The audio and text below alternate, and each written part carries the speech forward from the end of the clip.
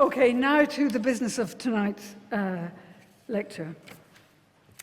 I'm very pleased, in fact I'm delighted to introduce tonight's speaker, who is Professor Dame Muffy Calder. And Muffy is a member of Glasgow University, and she had to wonder where she was going to be lecturing to today, as this building seemed to be in such flux. So we're both very pleased that it turned out that we could be in this building.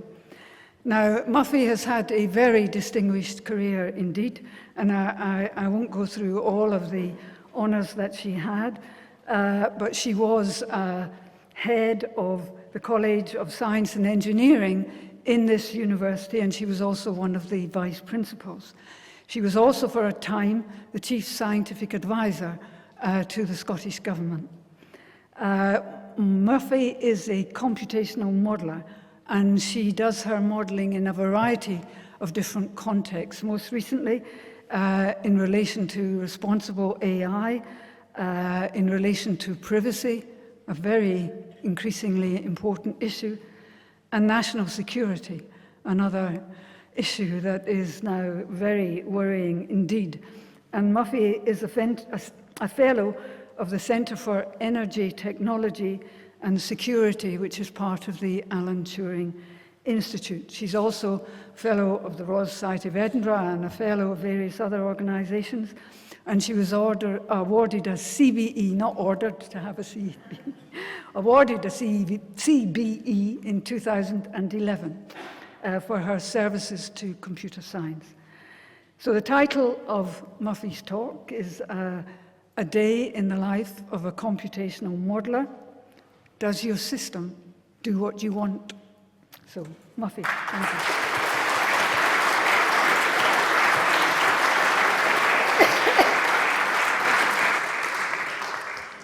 Thank you very much for that brilliant introduction, and thank you wherever you are for the sound. I can hear it works. Can you hear me in the very back row? Yes? Great. Actually, you put up your hand even before I asked. But great, thank you. Thank you so much for inviting me tonight. It's special for a couple of reasons. Well, one is that was the most brilliant AGM I have ever been at. My garden association has an AGM in a few weeks. Could you come and chair it, please? Because they're usually pretty torturous. Very good. I would like you, since we also have the Treasurer's report, I would like you, oh, Olive, I've just seen you. Hello. From our garden association. Shouldn't he come and do it? Yeah. I'd like you to know that I come at no cost tonight. I walked here. So there you go for the surplus. And the most important thing to say, this is your 223rd AGM. And the first thing I thought when I saw that, what did I think? Oh, it's a prime number. Aren't you so lucky? So well done. So I get to do it on a prime. Thank you very much. Right, off we go. I'm going to talk about computational modeling. And I hope by the end of this evening, you know a bit about what it's like. And you also think, oh, geez, that's great. So let's see if I can do that. So let's start off by talking a bit about what is computational modeling. So you've seen that slide come up a few times already. This is what it is not, right? This is not that kind of modeling. Modeling has been, by the way, I have the world's worst cough. I may take water every so often. I've been told I'm going to be muted when I cough. Let's see if it happens. But I'm also hoping adrenaline's going to dry it out. So if I cough too much, look at me really fiercely and I'll stop. Okay, so modeling's been around for a long time. People have modelled, for example, the physical world with small physical models for a long time. I want to talk about computational modelling. What is that? Loosely, it's the use of mathematics and logic embodied in computer programs to represent and reason about some system. Typically to ask, does the system do what you want it to do? So it's been used a lot to model the physical world, for example, disease or bodily functions, organs or railway signaling, etc. And typically, it's employed, we abstract from the physical world, or what I call the evolved world. We abstract from that to a model, do some reasoning or simulations, and make some conclusions about the physical world. Typically in this paradigm, the models are differential equations, and the reasoning is simulations. If you've come here, Rod and David, for differential equations, you're not going to get them tonight. I deal in a different kind of mathematics, because I'm going to talk about the modeling for the digital world, which is what I call, it's an engineered world. It's a world we made. It's not the natural world that has evolved. And typically, in modeling, people approach this by thinking, I'm going to develop a model of what I would like. So it's about design. It's what do I want to build in the digital world. But then you can still model what actually has happened in the digital world. And that's the direction, and that's what I want to focus on tonight. I also want to focus on the questions that I ask of a model and the ways we ask questions and what we get out of those. And finally, I also want to try and bring together the physical and the digital world into my models. And another way of putting it, I'm also thinking, how does the evolved world and the engineered world come together when we consider models? Okay. By the way, just a note about, the technology in the past. In the old days, when we had OHPs or Blackboard, I always knew what was going to come next, because you could see. In this world of PowerPoint, I have no idea what's coming next. But, they're right. How am I going to do this? I'm going to do it through the use of 3 examples. The first is a radiotherapy machine, the second is a mixed reality game, and the third is about user interaction styles to an app. In each case, I'm going to try and concentrate on what are the questions, what are the techniques, and the results. Since I don't see a clock, I think I better put my watch down. Right, off we go. First example. I picked this example from quite some time ago. Some of you might have heard of it. It's called the Therac 25 radiotherapy machine. It was deployed in the late 1980s. The reason I want to talk about it, it was quite important in my academic life because when I looked at this machine and the models I constructed and the reasoning I did, it really changed me. Because prior to that, I'd be very much thinking about modeling for design. This changed me very much. I also, frankly, was a bit bored of computer science. And this example really brought to life the impact software can have on our lives. And so it really changed me in many ways. So this machine was a dual-use machine for both electron beam therapy and X-ray therapy. You can see the machine there on the left. It had a software interface. And isn't that a nice little monitor over there on the right with the keyboard? That's what it looked like. The important thing, there was a machine, a precursor called the Therac 20. This is the first machine that had no hardware interlocks, so everything, all the control was done in software. And all the code was written in assembler. The thing about this, so before I got involved, these things happened. I looked at this after things had happened, is a race condition, that's basically a timing issue, we'll see what this is, allowed, if you were very quick at data entry, for example, a very experienced operator, you could select X-ray mode before quickly changing to electron mode, which allowed the electron beam to be set for X-ray mode at very high intensity without the target or the shield being put in place. So, that actually led to 6 overdoses and indeed 2 actual deaths as a consequence of those overdoses. One of the first times, I think, revealed in public the impact of software and safety-critical systems. So the question I wanted to ask in this paradigm is, could correctness theorems, or more precisely, incorrectness theorems, looking at things about what this system shouldn't do, could they help me or anyone identify the error?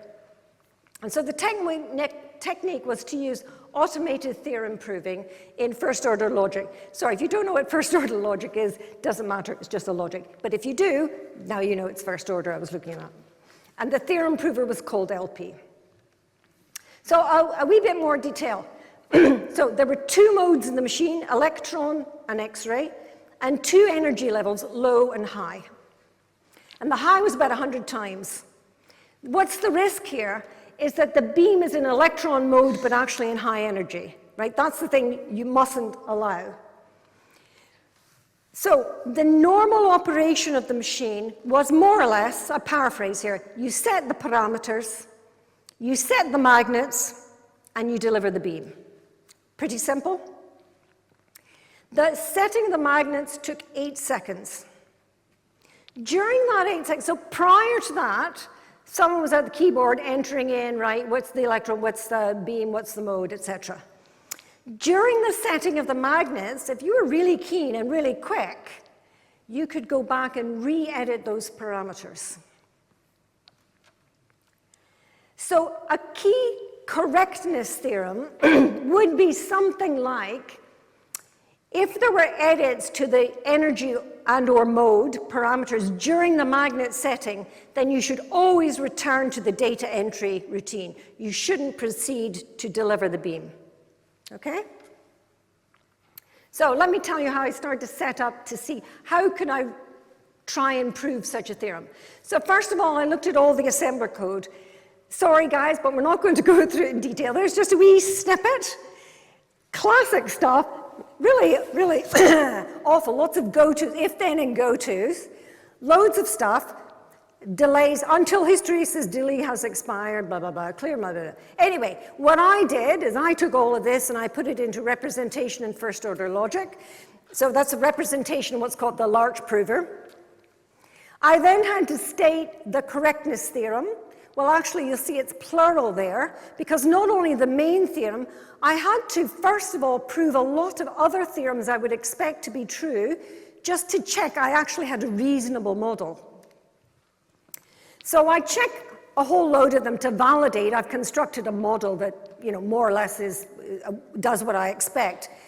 And then, here's that key theorem. If there's edits to those parameters during the magnet setting, then you should go back to the data entry routine.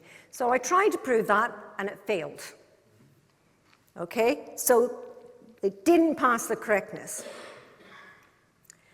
So that made me think, well then, can we prove some incorrectness theorems? What will that tell us? And where do I get the incorrectness theorems, but looking at the way the proof failed for the correctness?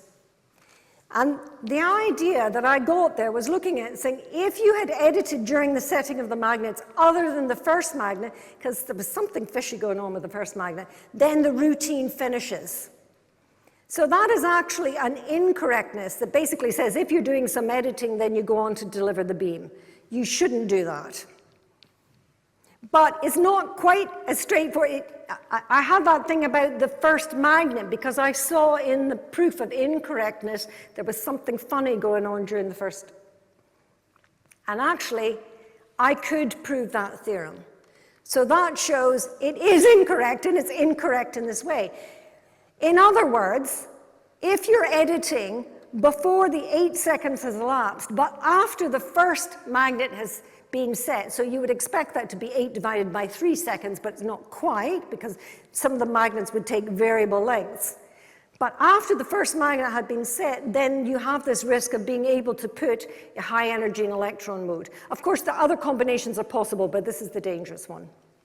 So what that did, by proving the incorrectness, I could see where the fault lay. I could then go back, modify the assembler code, encode it again, look at the correctness theorems, and prove it.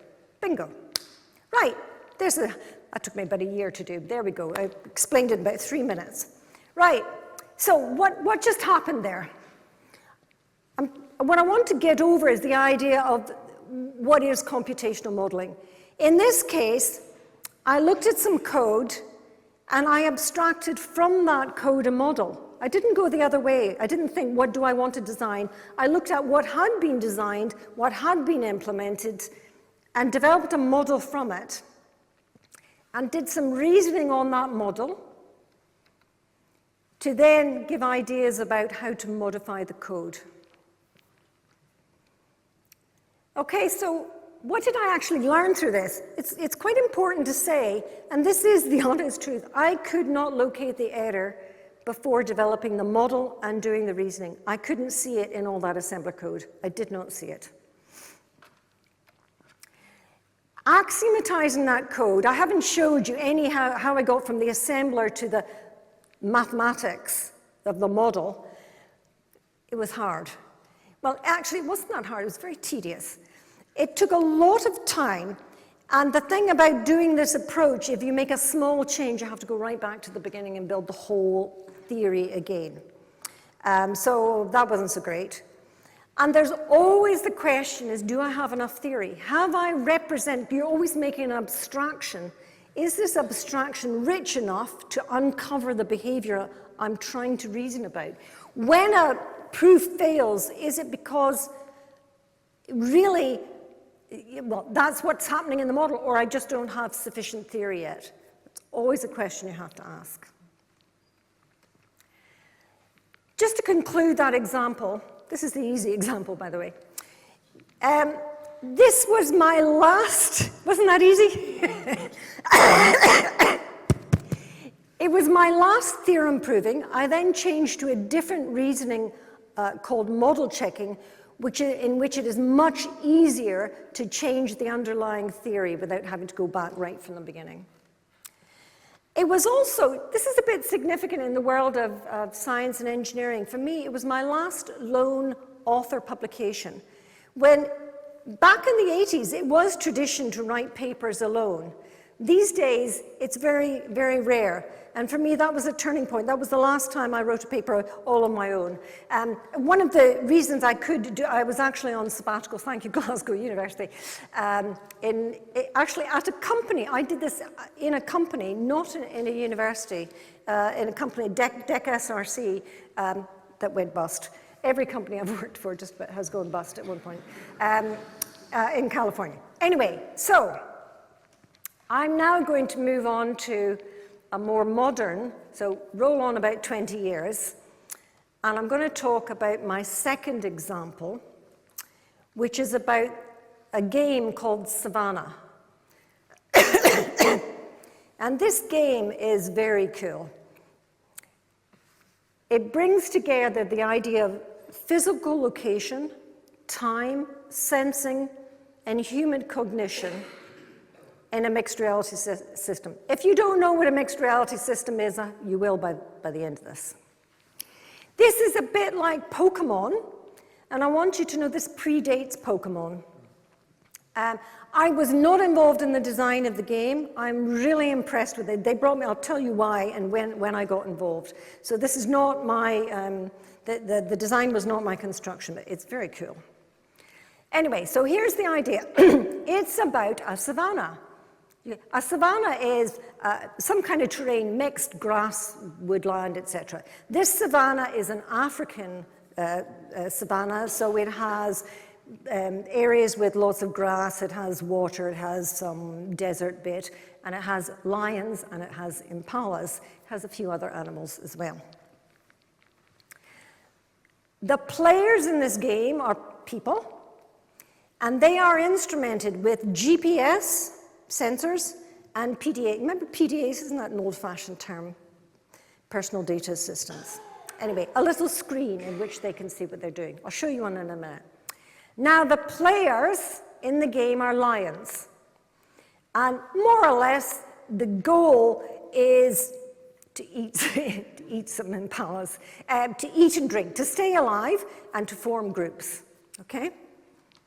So the players are lions, and they can check their PDAs to see where they are, to determine what locale in the savannah, because what you can do in the game depends on where you are in the game. Are you in a grassland? Are you in a desert? Are you by some water? And where you are depends on how you've mapped that savannah onto a physical space. What you can do as a lion is you can see nearby animals. That might be, for example, the impalas might be drinking where you're drinking or hiding in the grass, and you can attack, drink. As I said, remember I did not design this game. Yes, you can attack, you can drink, etc. So here's the idea. You see over there on the right, there's a real playing field. So the savannah was mapped onto a playing field, and there's children playing it.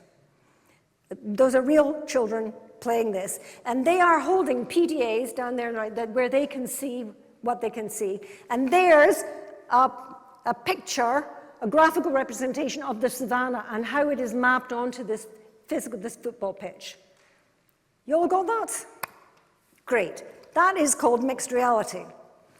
So these guys are walking around looking, where... So remember, an impala only exists in the game, but the lions are the human beings. Now there's a twist. To actually hunt and kill an impala, you have to do that in a group.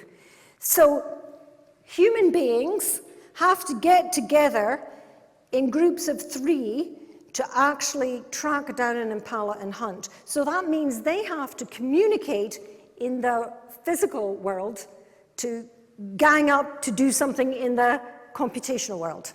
You got that? Great. Okay, where did I get involved was they did some user trials. These are photographs from the real trials. And during the trials, they had a few incidences where basically the players were very confused and couldn't figure out what was going on. Over here on the right is a snapshot of exactly when 3 girls suddenly had what we call cognitive dissonance. They're looking at what's happening in the game and they can't marry that with how they understand where they think they are in the actual game. And we call this the 3 girls, a boy, and an impala problem. So I was brought in, myself and my colleague Michaela Savignani, we were brought in and we asked, can you help us? Why is there cognitive dissonance here? Can you construct a model? Can you help us understand what's gone wrong with the design of this system? So this is a system that has been designed, it has been implemented, and it's only in the user trials that they saw there's something going wrong here. So the first thing we did was realize we need to model this game from 4 perspectives. I'm going to tell you those in a minute. The technique we're going to use to model these is what's called bigraphs. Sadly, I have no time to tell you about bigraphs. They're very good for spatio-temporal evolution. It's a wonderful mathematical theory, big algebra underneath it, but there's a great graphical notation which almost looks like cartoons, so I'm just going to do it with basically the cartoons, but be assured there's deep maths behind it, should you care. Right, here's the 4 perspectives. Starting down at the bottom, you see there's the computational world, what's going on in the game, in the computer, as it were. Over on the right, we have technology, which is basically the GPS sensors that the kids are wearing. On the top, we have the physical. We have a real physical playing pitch, and we have people on it. And over on the left, we have humans, the human perspective on the game, and a notion of their social interactions, because they have to get together to actually form groups to do the hunting. So now I've moved to the cartoons and the bigraph model. So this is the bits of the model. I'll just walk you through just a bit. So in the computational model, we have the entities. We have lions. We have impalas. That's an impala, by the way, in red, if you can't tell. In locales, that's in the bit of the savannah. And we have rules for how they can behave, like how and when they can eat, where they can drink, and when they can hunt. Because remember, the lions are hunting impalas. Of course, things are more complicated, many other animals going on, but we'll forget those for a minute. And there's a rule up there, that double arrow, that says, on the left, I've got a lion and impala that are just hanging about. On the right, that indicates when the lion is yellow, it has now seen the impala. It's in its eyesight. There's a verb for this that I can't think, but anyway, it's going to kill it. It wants to kill it, sorry. Anyway, it's got it in its beady eye. It's locked it in its sight, okay? The physical world, up there, what do we have? We have players on a field. There's the icon. So on the left, the rule is, well, we have a field, we have nothing. On the right, we've introduced a player, then gets paired with a lion, right? So a physical person gets bets, paired with a lion in the game. And the rules are to pair the child and lion and initiate or attack in a group. So when the person cartoon changes color, yellow or blue, that indicates whether or not whether they've seen a lion or they're actually attacking. You got that? Isn't Therac 25 looking easy now? Okay. Technology. We have GPS. So the kids are wearing GPS sensors, and that's giving you coordinates in some areas. And what the rules are, what you do, you enter into the game, you move around, you physically move, and sadly you leave the game by dying, okay? And then we have the human perspective. So what can the humans do? The key thing is what we call proxemics, which is the study of personal spaces and interactions in spaces. So there is this whole notion of, I am now close enough to you to interact, but probably not anymore. So it's not just whether I can speak to you, it's whether in a sense we're in a social space together. And we can have, and these are called auras. This is a technical term, and there are different layers and hierarchies of auras. So in proxemics, we have the rules of, so on the left you see people in different auras, and we're in different auras now. I move over here and we're in the same aura, overlapping auras. Quite an important concept, because remember you have to hunt in groups. Okay, you got that? That's just a summary of it all. Great, you understood that. Okay, now what's the three girls, a boy and an impala problem? Right, what they did is they had videoed the whole trial, and they could take out that section of this, the bit that led to the cognitive dissonance, and they've logged this, and then we could construct this as a sequence of states in our model, and that's what I'm going to show you. Okay, state 0. Like every good computer scientist, I always count from 0. So there are 3 girls, and like every good computer scientist, I call them X, Y, and Z. X, Y, and Z in a shared aura. So that's over on the left, where I've got the human and physical perspective. There are 3 girls in there, and they're in the same overlapping aura. Got them? X, Y, and Z. In the middle, the X is in a locale mapped to area A. You see? So, X links is this lion in area A. Did that work? Yeah. Y is this lion in A dashed, and Z is that lion in A dash. Got that? Good. This is our initial state. Auras, locales, areas. If you can't remember, that's fine, because I can never remember them either, but try to remember that. Auras on the left. Auras are about people, areas are about physical. Okay, next state. Y is going to enter the same locale as X. So this is Y. Y now moves up, and their lion, they're in the same locale as X. Okay? In the same area. Z now is going to enter the same locale, so now Z's line is moved from here up to there with the other 2 girls and the impala. So all 3 lions and the impala are in the same locale. And remember, it takes 3 to make a kill. So all the girls are in the same locale, and any girl could initiate an attack. However, what happens next? GPS drift happens. So Y hasn't moved. Well, she might have moved imperceptibly. You can't in the video see that she's actually moved. But her GPS has drifted, and her lion has slipped out of this locale into that one. And just after that, there's the boy. You can actually see him running across the pitch. He enters the locale, so here's the boy and his lion. He's in the locale, but he's not in the shared aura, which means the girls don't know about him, right? He's over there, but in the game, he's in the same area. Right? There's the boy. The boy sees the impala and says, oh, great, I'm going to initiate a kill. So there is the boy lion is locked onto the impala.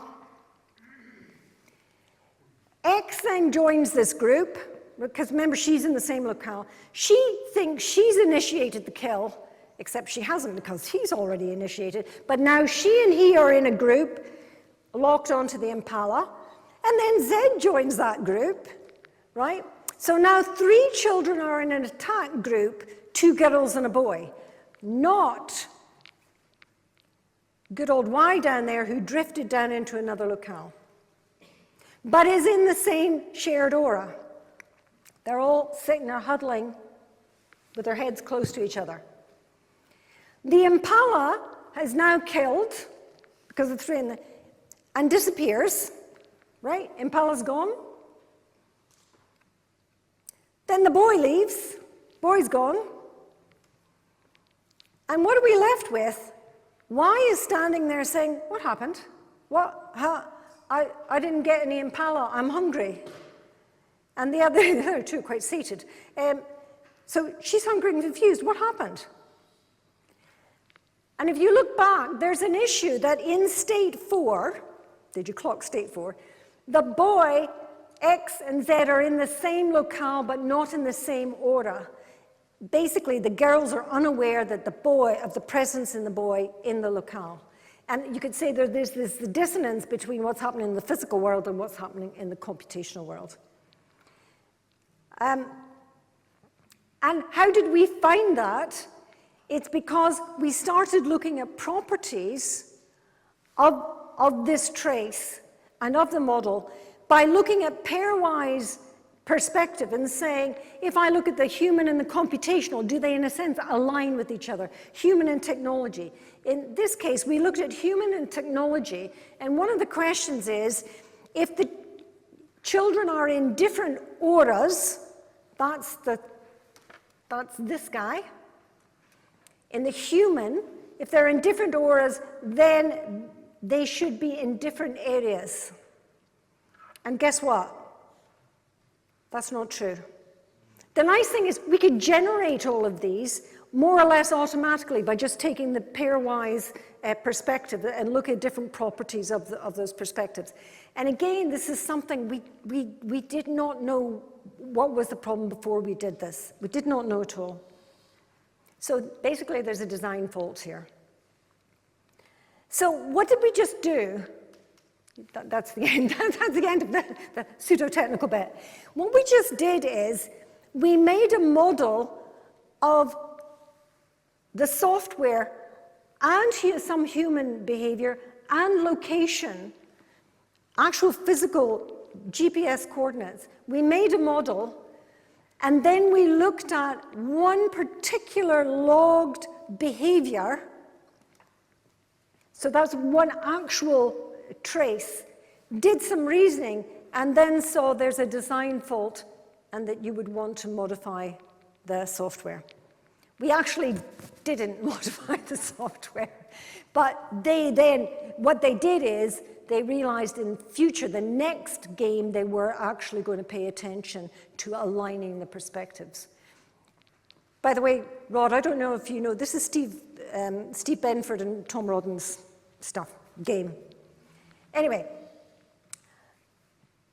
just to recap, what did I learn about this? Well, first of all, the beauty of having these 4 perspectives: users, physical world, sensors, software. Modeling for the analysis of user trials, what actually happened in a single trace, and logging behaviors for replay in a model. And again, we didn't know the design fault until we uncovered it.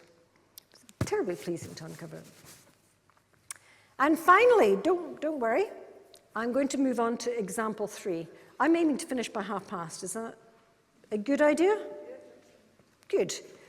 I might miss it by a few minutes, but anyway, the last one, I'm going to move on to what we call inferred models, and I'm sure all of you are waiting for some AI. I did see AI was used somewhere in my the description. But it was very impressive to get into a brochure before I'd even spoke. You might want to remove me at the end. Anyway, a bit of AI for you. So this is about user interaction styles, the way a person interacts with like a mobile phone app. So the question here is, how do users actually interact with an app? And can we redesign an app, its interface, to suit different styles? So a bit about the techniques and the models before I get going. Key thing here is we have to log interactions, and I'll show you how that's done.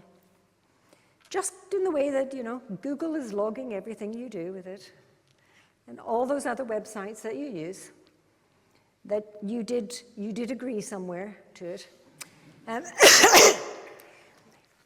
Those produce what's in effect, for all the scientists said, there's time series data. These are we're going to segment these into different time periods, over 1 day, over a week, over several weeks, months. We're then going to infer models. So this is the first time we're not going to write down and build the model. We're going to infer automatically the models from these, from the data sets, from the logged interactions. If you know and care about these things, these are autoregressive hierarchical Markov models. If you don't care or don't know, then that's fine. And finally, we're going to analyze those models. I know at least 2 people in this room know what AR-HMMs are. I will quiz you afterwards. And then we were going to analyze these with temporal logic properties. Okay, so here's the example. It's a wee bit meta because the app we're going to look at is an app to track your use of apps. Did you get that? But forget that, right? It's just an app. It's just an app. And again, I didn't design it. It came in after the first iteration. So it's basically about personal informatics. It's a tool that allows you to see how much time am I wasting using or how much time am I spending productively on different apps on my phone. So it's about app usage. It runs lots of charts and statistics. It runs in the background. You don't notice it. You can bring it to the fore. Key thing, there's the front screenshot. Basically, there's 3 choices of what you can do. Overall usage, last 7. You could look at what you did in the last week. You look at overall. You could select your own period. And then there's something in settings. And by the way, in settings is where they clicked on the thing that said, yes, I agree you to be logging my interaction. So we had over 35,000 users of this. And the question we were looking at is, do people employ different styles, and why might they move in between those styles? And we didn't go into this, well, we tried not to, with a fixed idea of what styles people might have, or why they might have those styles. And we certainly didn't look at fixed attributes. So we didn't look at users by gender or age or any attribute. We actually, all we could observe is how they clicked through things. And what we also wanted to see was, does that correlate strongly with some static thing about, they're a 30-year-old female or not, or does it not? The latter is the answer, by the way. So the question is, you might ask, well, why would you have different styles of using an app? Well, it might depend on the content. Where are you? Or maybe you haven't used the app for a while, so you've forgotten how to use it. You're tired and you're really fed up, and so you're rushing away. You want to explore the app. You want to try something out. It's the first time, or you want to explore something new. You know exactly what you want to do today, as opposed to yesterday when you were just kind of fanning about, wandering around. You're on a train and everything's sugary and it's difficult to use. There's a whole lot of reasons why you might employ different styles. So I'm going to walk you through how we did the modeling and the reasoning. So there we have, start off with the app, and we log all these user traces. So basically, as you're using it, the logs are kept locally, and once a day, then they're batched and they're sent up to a server where we could grab them and then look at them. So we would collect these over, months and months and months, thousands and thousands and thousands of traces. From those traces, we then inferred models So notice this is plural. This is the first time. It's not one model, lots of different models. For each of those models, we tried to prove theorems.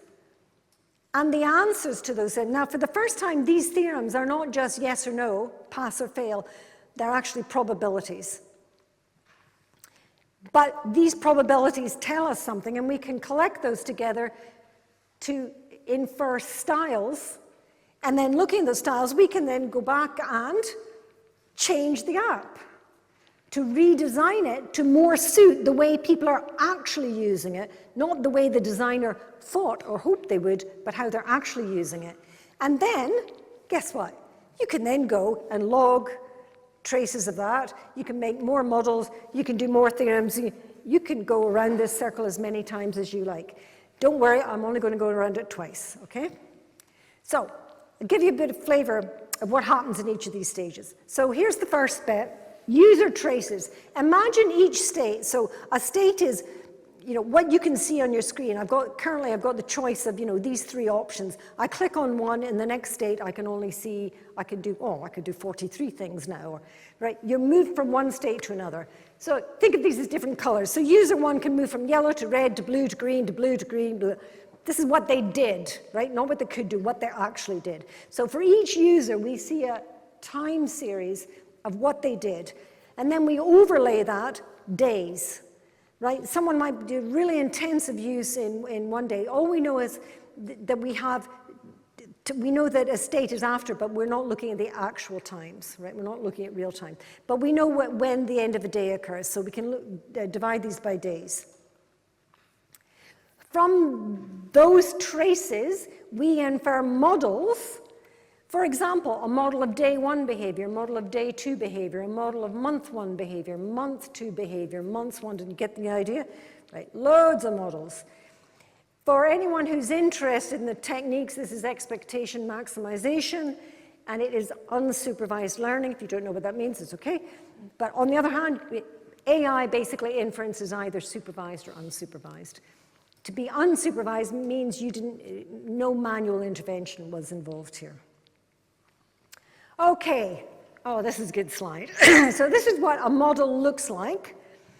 So look at on the left, in a box, we have some states, and we can move in between the states.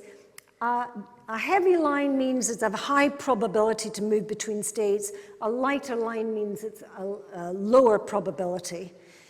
And so on the left, so we call that an activity pattern, and on the right is another one. It's the same states, but the probabilities to move between them are different. So I've got two different activity patterns. These are discrete time Markov chains, in case you care, wonderful things. But not only are there are probabilities to move between these states, I then got a probability to move from basically this box to that box. I can move from this style to that style. So those are models. Look at some theorems. Actually, theorems are really good. So there's a theorem, just an example. Don't worry, let me say it in words. It's cool though. So a question is of probability, if I am in state J, this state, in pattern I1, I'm in this pattern, in this state, what's the probability that leads to a change to go to this state in that pattern, that I go from basically this box to that box? What's the problem? And it's going to be different for each one of those states. It's almost like, another way to think about it, what's the trigger to move from one style to another? I'm simplifying this grotesquely, but you're getting the idea. And that's the formula in temporal logic, which sadly I don't have time to tell you, but I wanted to convince you that and the thing is, I can read, that's automatically, I get the answer from a probabilistic model checker. I get a probability from that immediately.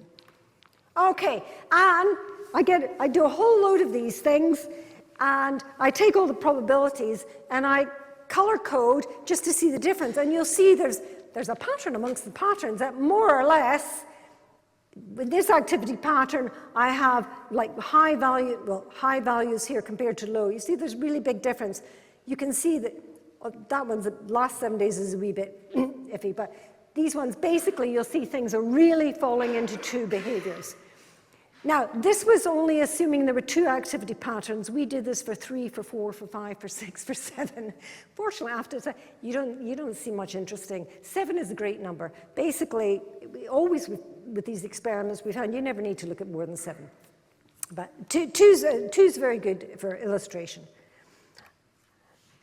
From that, we conclude there are styles, and we can classify patterns. So, for example, on the left, we might call that, it's a browsing behavior, the way you move in between states. And on the right, it's a focusing, you're looking at particular states. And then we see, there's a high probability to move into the focusing in the later months. So, indeed, here's an example that shows you, if you just see, the heavy lines mean it's a high probability, a dotted line is a very low, a slender line, not quite so low as dotted. But basically, in day 1, week 1, and month 1, you're very likely to move into a browsing behavior, whereas months 2 and months 3, you'll very seldom move between styles, and the style is much more of a focused kind of style. It might be on the specific states or what we call summary states. The key is the width of the arrows. In the first few days, you're much more likely to change styles than once you've been using this app for 2 or 3 months. So it doesn't matter whether you're female or 42. What matters is how long you've been using the thing, which is actually not all that surprising, is it? Anyway, so we classify these styles, and then you have to ask, why were we doing this? We were doing this because we want to support the design of the tool to suit how people are using it. So we had to think about, well, how often do people move between styles, and then which do you actually want to support? So in this case, we chose to redesign for experienced users. We changed the top level interface, we reduced the options to 2, etc. We never changed the actual states, but only what was offered. We walked around this whole thing, user traces to the models, to the theorems, to the styles. I'll just give you a summary of the conclusions. So 81, that's App Tracker 1 up top, App Tracker 2 in the bottom. You'll see in App Tracker 2, you are very unlikely to move between styles. Whereas in the top, very likely, and there's more things to say, but the point is, you see much less movement, which we conclude is good because the whole design is supporting the style in which you want to use the system. So, conclusions about redesign. I said I was going for past. There is no clock. Anyway, I can see the time. Don't worry, nearly finished. Okay, so what was that all about? It was modeling actual observed behaviors, not designs. It was to inform a redesign. It was not one monolithic data set, but traces over time periods. What I didn't tell you is that this whole thing occurred over many years. This is an experiment, in the wild. These take a long time. Please think very carefully about your design, should you ever do this, because one day a review of the paper will say, why didn't you do this thing in the first week of 5 years ago? And you can't do that now. I'm hardly bitter at all. Real-world deployments, we had to think about the biases of the users, particularly in App Tracker 2. Were they users of the first system? Because we did this through the App Store, we actually couldn't tell. We actually did want to target users of the first app, but we were never entirely certain. So we weren't certain about biases. I think in general, there's a pretty good bias towards young men, I would say here. By the way, I never actually used this app myself, but there you go, because I didn't want to know the answers. AI can make a contribution to modeling, but it's not everything. And this is something I did know, but I wanted to just stress it. This is not about modeling human intention at all. It's only what is observed. It's only simply what observed. We don't know why someone was actually adopting a particular style or other contextual environmental factors. So, just to recap now. Thera, we took software, made a model, asked questions, modified the software. Savannah, we brought together humans, location, software, model, looked at it was about a logged behavior and reasoning over that model to then come back and modify the software. This last example was humans and software, but the starting point was the interaction logs, and I didn't make the model. We automatically inferred the models from the interaction logs. We asked questions of the models, which then gave us ideas how to modify the software. And then, of course, we could get our interaction logs from the modified software, make new models, ask questions of that, and we could have done that ad nauseum for the rest of my life. But it's quite a different paradigm. What I didn't tell you about, I skipped over a whole lot of things like how to choose the model formalisms, how to formulate theorems, how to prove theorems. You'll have to invite me back for that if you ever do that. There's a whole load of other examples. I only picked 3. Things I didn't tell you about. We've done a lot of work on telecommunications protocols, service failures, domestic networks, like when someone tries to join your network in your house, what happens? Biochemical systems, cell signaling, autonomous agents. And just for fun, I thought I would tell you the most ridiculous model I've ever made is one of War and Peace, the novel. I'm not joking. And one of the theorems was, does the speed of Napoleon's advance on Moscow affect the probability that Pierre will model Hélène? And guess what? There you can see, as Napoleon's speed increases, the likelihood of that marriage decreases. Isn't that ridiculous? But actually, it's really, really fun to do. And that's how sad. Anyway, conclusions. Time to finish. Always got to think, what's a computational model? Got to think about what is the purpose of the model? What are the questions? When people come to me about models, they always say, I want a model. And I say, well, why do you want a model? Well, I want a model. What questions do you want to ask? It's really hard to get people to figure out what questions. That is the hard part. And also, the validity of the answer might depend on time. Models are for much more than design. They are, for me, they're about looking at actual behaviors, which can inform online decisions. There's still a role for hypothesis-driven science, as well as AI. I just urge everyone, don't throw the bathwater out with the baby. It's not all about AI. Anyway, thank you to you. You've sat here so quietly.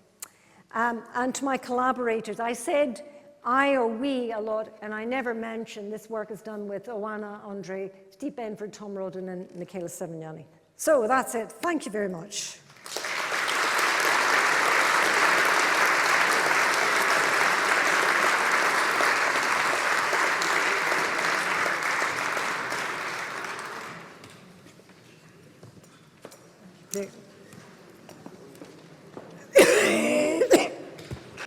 Okay, questions from Muffy?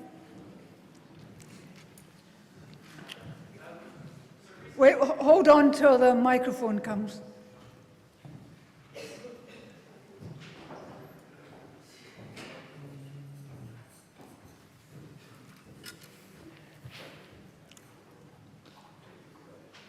Hi there.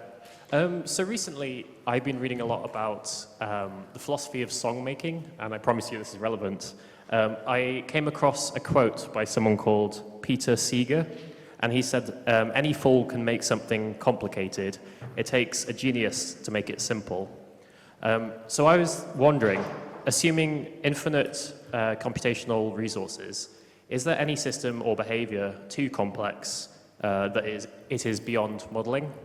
And if no, what does that mean for free will?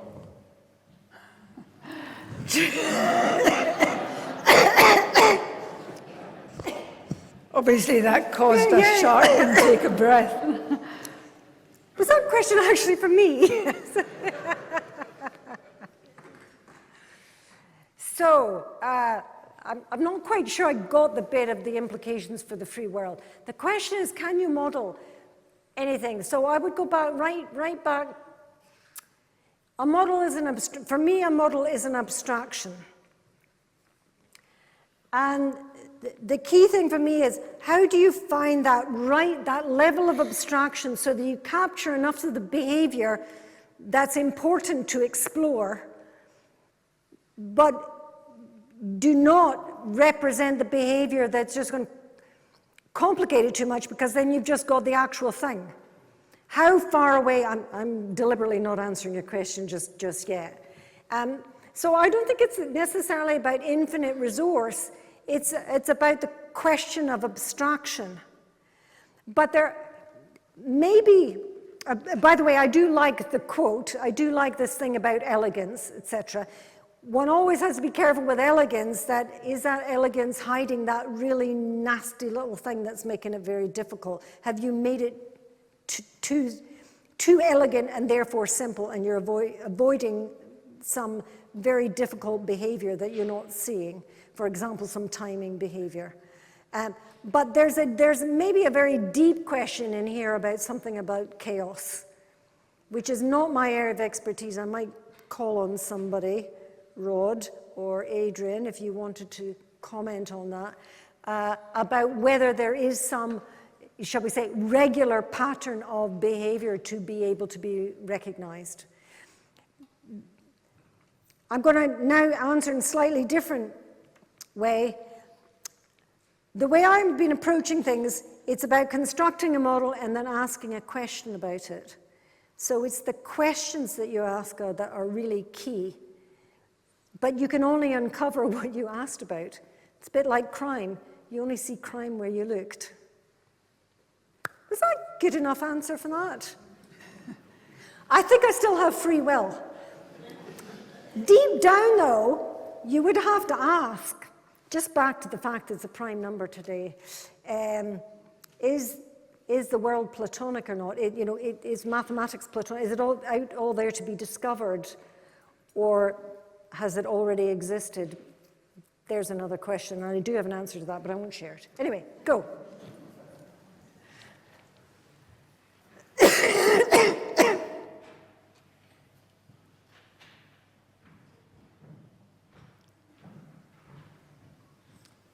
Thanks very much, Muffy.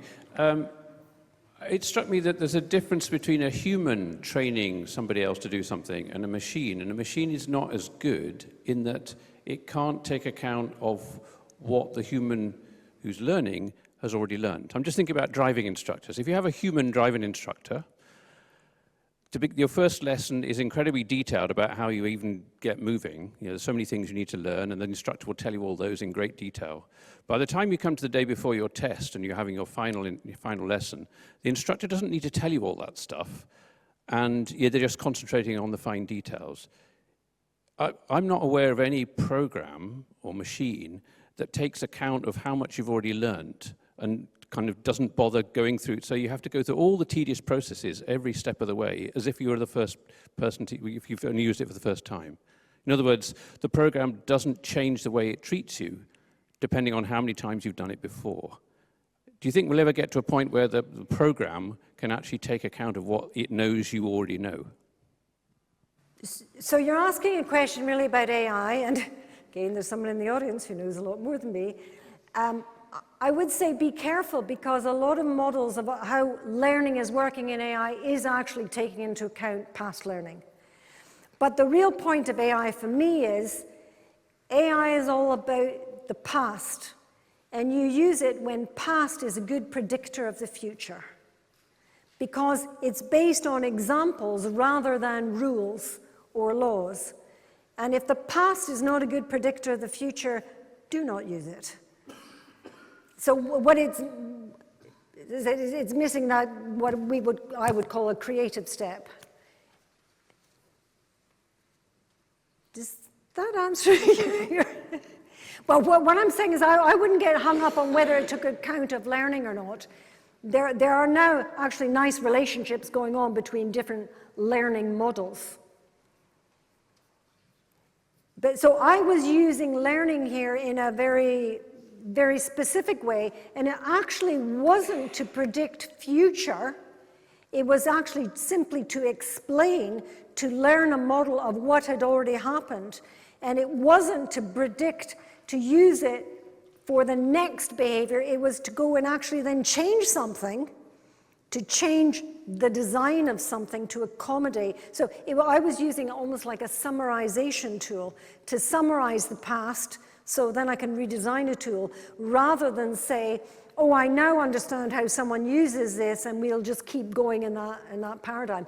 I then went away and just then we completely changed the system, so the past is no longer a good predictor of the future, because I just changed the underlying system they were going to use. Do I have to keep answering these? These are good.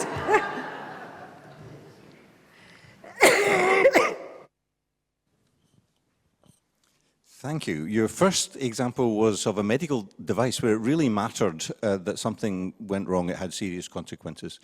And the model that you produced was a lovely solution because it showed you where the problem was and you could fix it.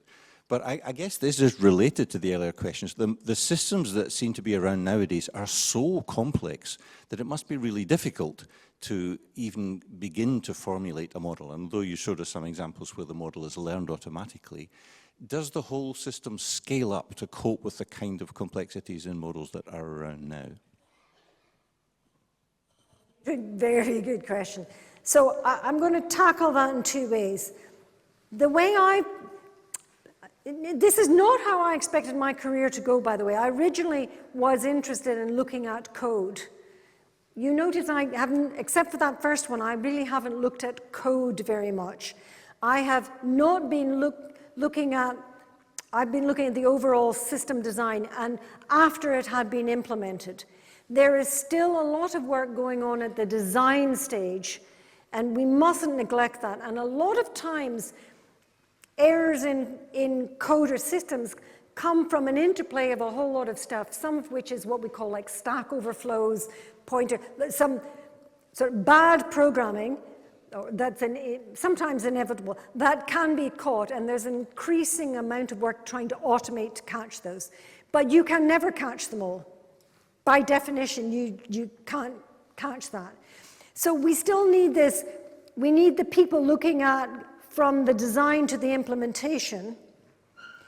And what I'm saying is, in the same way that people study physical systems, like biochemical systems, like organs, etc., these systems that we've designed are now so complicated, we also have to look at them as like scientifically, like we have to study them in the wild. And that's sort of the difference. Study them like, it happens to be that we have the designs, but sometimes they're so complicated, or they're so distributed, or we don't know even where the knowledge is. We have to then start observing them. And that's the point I was really trying to make here, is that digital systems are now objects of study. And it's like, what are the tools for studying them? Now, what can get really devious is, what if that software itself was generated by an AI system, or is an AI system? I didn't talk about that. That's another talk. That is really hard, and that is the next really big challenge. But thank you for going back to the Therac 25. For me, this was really quite an important moment to really see that software affects our lives. It's not boring. It's really no, it isn't boring. It really changes our lives. So, thank you.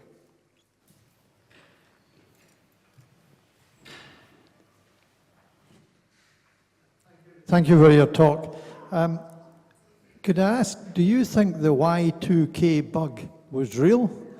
Or do you think the fact that so much time was spent on avoiding a problem avoided the problem? Oh, what a nice question. Oh, I'm sure it was real. The question is, did we, I wasn't part of it, did we just collectively do such a good job that we avoided it? And I think the answer is yes. I think the evidence from what I've read and seen is that it was a success. And we need to think about this when we're designing future systems, about future obsolescences, et cetera, et cetera. I was laughing. I signed a document here tonight to say that this talk is going to be preserved in perpetuity. And I thought, I don't think so. Yeah, whatever medium you're going to be holding it on is going to become obsolete. But we need to be thinking about these things right from the beginning and every time we bring in a new change. Yeah, I'd forgotten about Y2K. Yeah. It was exciting to think about it. It employed a lot of COBOL programmers for a while. Yeah. Any other questions? Two here.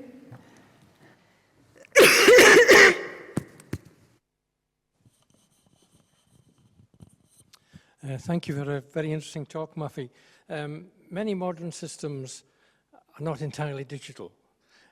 You've been emphasizing digital systems. For example, modern aircraft, there is a very important digital aspect in most modern aircraft, but there is also a physical system there. Can you apply formal methods to, for example, the testing the adequacy for the intended purpose of a digital system involved in flight control, where the aircraft has a critical element itself, a physical system?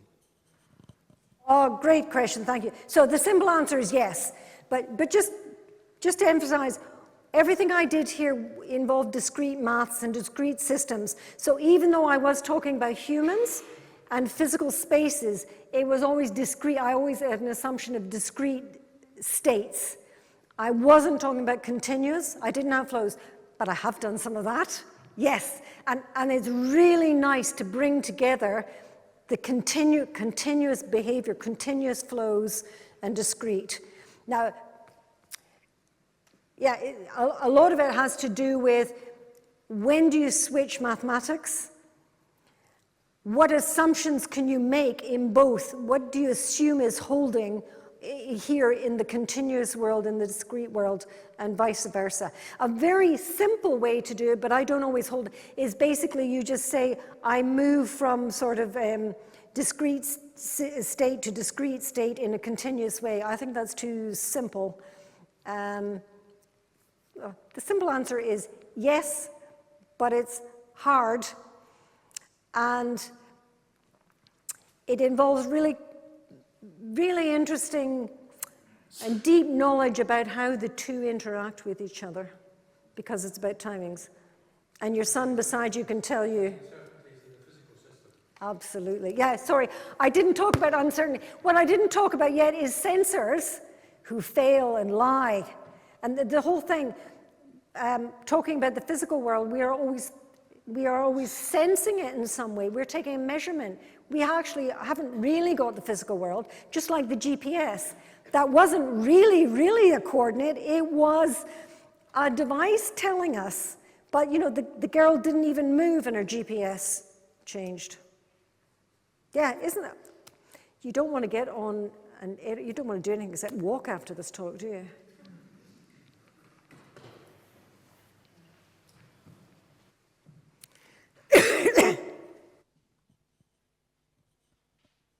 Hello there. You said that some of your modelling takes a period of time to work through. Do you intend to let driverless cars loose on the roads for a period of years to see whether the model works or not? Oh, boy. So, one of the big drawbacks of what I do is it takes a long time. And that typically means you can only do it for systems where it really matters in safety critical systems, because otherwise you don't have the time to do it. You know, the moment's passed or the product, you know, it's all gone. I'm not answering your question yet, but to get to your question, which is not really about the time aspect, I think it's more about automation. When do we automate? When don't we? And what do you expect from your automation? There are judgments in here. People make a lot of mistakes and people kill a lot of people driving.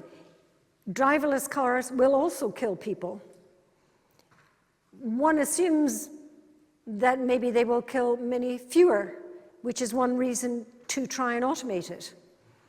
So, I mean, why do you automate in general? Because I think, you know, something's boring and tedious, because it's dangerous. because humans aren't very good at it. So you have to look at all of that. But driverless car, again, not my area of expertise at all, but won't stop me saying something about it.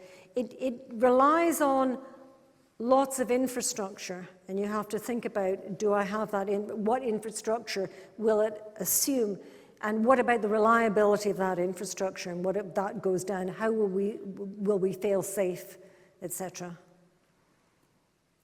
Thank you. There's another question at the back.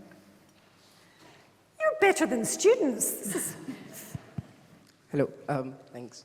Very interesting talk. I was thinking in the last example, when you're looking at app usage, if you look at how people use your app, you're only looking at people who never chose to stop using your app, whereas the people who you want to like your app are the people who stopped using it. So how do you deal with that? I think it's called survivorship bias, but like, how do you deal with that?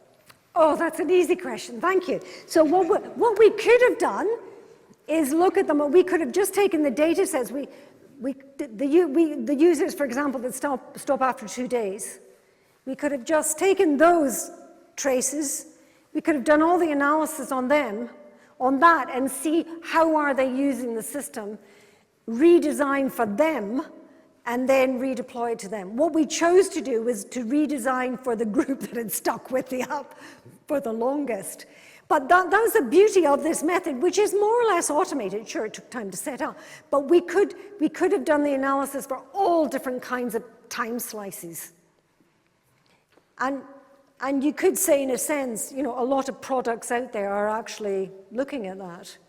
Who engages for a long time, and what are their patterns of engagement with you? Thank you. That's a great question.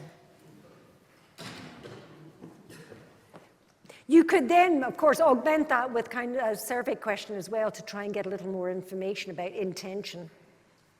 Yeah. Hello. What effect is the success of that the Chinese have had with artificial intelligence having in the development of AI in this country and in the US? Oh, geez. Out of my area of expertise, again, I think what the recent success has shown is all these assumptions about the amount of energy that was going to be required, that wouldn't change for some time. Certainly I thought that. Wow, that just changed very, very quickly. I just think, well, human creativity. So I'm not thinking that's necessarily Chinese, it's just some academics. And maybe what might be interesting is, does sociological, how come they were able to make those breakthroughs and a different group weren't? What was going on there that allowed them to do that and no one else did? That would be interesting.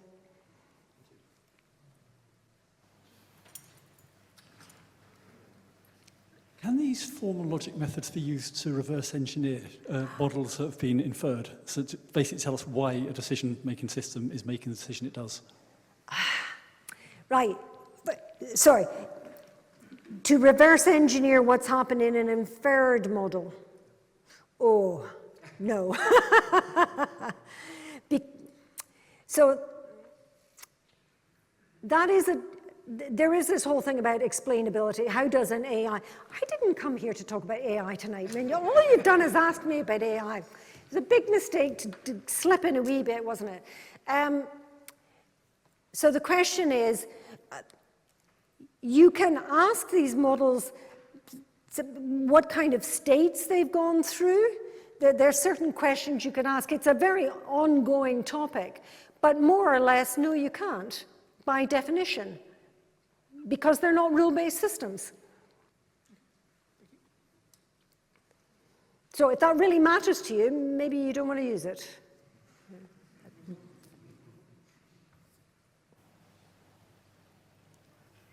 Well, I think we're running out of time. My goodness. So I'm going to let Muffy off the hook.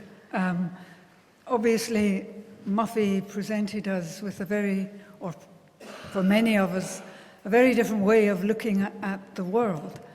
And looking at the world in terms of, say, you just want something to happen and you want a machine that works, and in order to get that thing to happen, you have to be good at breaking things down into small steps and thereby building up a code and a series of steps that do the right thing and have the right outcome, even if it's a very simple machine like the first one we saw. And I thought it's really interesting to see that even in those circumstances when it doesn't work, it's hard to find out where the flaw is, and you have to do this complex modeling. And then we got into the Savannah game, and then we got into the apps, and it got more challenging and more complicated.